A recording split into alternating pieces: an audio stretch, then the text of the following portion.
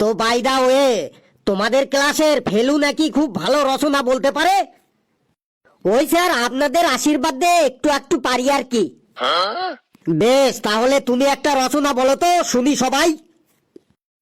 Sir ইঁদুরের রচনা বলবো। ইঁদুরের রচনা? সে আবার কি?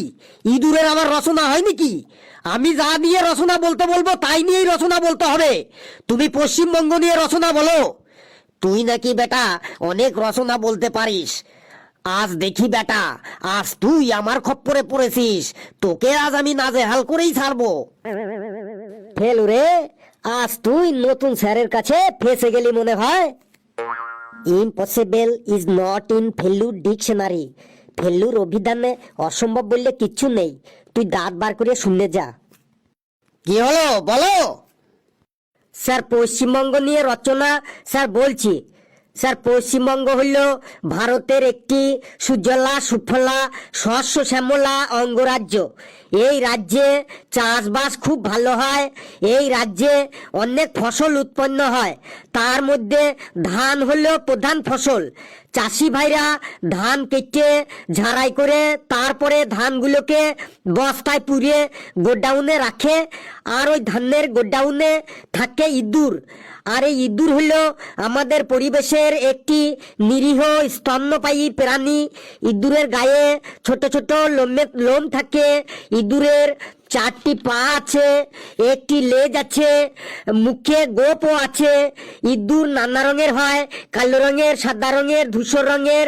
ইঁদুর নানান জাতের হয়, যেমন ধেড়ে ইঁদুর, গেছে ইঁদুর, মেটেল ইঁদুর, লেংটি ইঁদুর।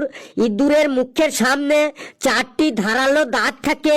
ওই দাঁত দিয়ে ইঁদুর ধানের বস্তা, চালের বস্তা, আলুর বস্তা, ডালের বস্তা, লেপ, কাঁথা, কম্বল, বালিশ, বই, খাতা, জামা কাপড় কেটে একদম ফাটা ফাটা করে ফেলে। স্যার কেমন লাগলো স্যার পশ্চিমবঙ্গের রচনাটা? তুমি কি পশ্চিমবঙ্গের রচনা বললে নাকি ইঁদুরের রচনা বললে? কিছুই তো বুঝতে পারলাম না। কেন স্যার, একদম তো পরিষ্কার বোঝা গেল আমি পশ্চিমবঙ্গের রচনা বললাম। কি বলিস ঘেটু? হ্যাঁ স্যার, ও পশ্চিমবঙ্গেরই রচনা বললো, একদম শিওর স্যার। ঘেটু, তোর কি আবার মার খাওয়ার ইচ্ছে হয়েছে? যদি মার খাওয়ার ইচ্ছে না থাকে তাহলে তুই চুপচাপ বসে থাক। বলো বাবা ফেলু, তোমাদের গ্রামে হাট বসে? হ্যাঁ স্যার, প্রতি মঙ্গলবার আর বৃহস্পতিবার আমাদের গ্রামে হাট বসে। বেশ, তাহলে ওই হাট নিয়ে একটা রচনা বলো তো। স্যার প্রতি মঙ্গলবার ও বৃহস্পতিবার আমাদের গ্রামে হাট বসে। ওই হাটে নানান রকমের জিনিসপত্রের দোকান বসে। শাক সবজি, ফল মূল, থালা বাসন সহ আরো অনেক দোকান বসে। ওই হাটে একটি লোক চেঁচিয়ে চেঁচিয়ে বলে, ঘরে খাবে বাইরে মরবে, ঘরে খাবে বাইরে মরবে।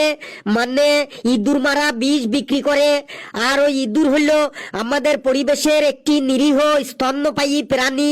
ইঁদুরের গায়ে ছোট ছোট লোম থাকে, 4টি পা থাকে, একটি লেজ আছে, মুখে গোপও আছে।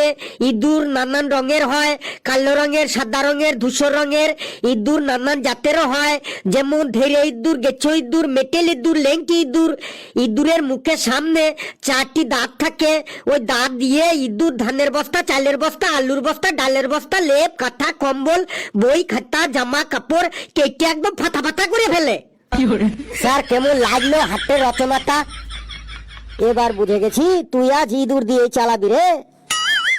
এই বেটা আজ ইঁদুরের সম্পর্কে পড়ে এসেছে, আমি একদম শিওর। আর ওই ইঁদুর দিয়েই এখন সবকিছু চালানোর চেষ্টা করবে। আমিও ওকে ছাড়বো না। ও যদি বুনো ওল হয় তাহলে আমি বাঘা তেঁতুল। নে, এবার শাহরুখ খানকে দিয়ে একটা রচনা বলতো দেখি। বেটা তুই এবার শাহরুখ খান রচনার মধ্যে ইঁদুর আনিস কিভাবে? ছেলেটা মনে হয় এবার ফেঁসে গেল।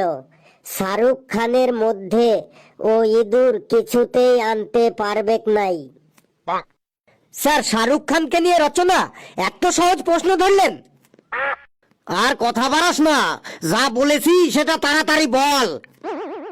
স্যার শাহরুখ খান হলো ভারতীয় সিনেমার একজন কিংবদন্তি সুপারস্টার। উনি বাদশাহ খান ও কিং খান নামেও পরিচিত। শাহরুখ খানের বিলাসবহুল বাড়ি মন্নত মুম্বাই শহরে অবস্থিত। এই মুম্বাই শহরের সব থেকে বড় উৎসব হলো গণপতি পুজো, মানে গণেশ পুজো। গণেশ ঠাকুরের বাহন হলো ইঁদুর, আর এই ইঁদুর হলো আমাদের পরিবেশের একটি নিরীহ স্তন্যপায়ী প্রাণী। ইঁদুরের গায়ে ছোট ছোট লোম থাকে, 4টি পা থাকে, একটি লেজ থাকে। ইঁদুর নানা রঙের হয়, কালো রঙের, সাদা রঙের, ধূসর রঙের। ইঁদুর নানা জাতেরও হয়, যেমন ধেড়ে ইঁদুর, গেছে ইঁদুর, মেটেল ইঁদুর, লেংটি ইঁদুর। ইঁদুরের মুখের সামনে 4টি ধারালো দাঁত থাকে। ওই দাঁত দিয়ে ইঁদুর ধানের বস্তা, চালের বস্তা, আলুর বস্তা, ডালের বস্তা, লেপ, কাঁথা, কম্বল, বালিশ, বই, খাতা, জামা কাপড় কেটে একদম ফাটা ফাটা করে ফেলে। তুই থাম বাবা, তুই থাম। এবার এবার মনে হয় আমার নিজের ইচ্ছাতেই এখান থেকে ট্রান্সফার নিয়ে চলে যেতে হবে, না হলে কিন্তু আমি পাগল হয়ে যাব।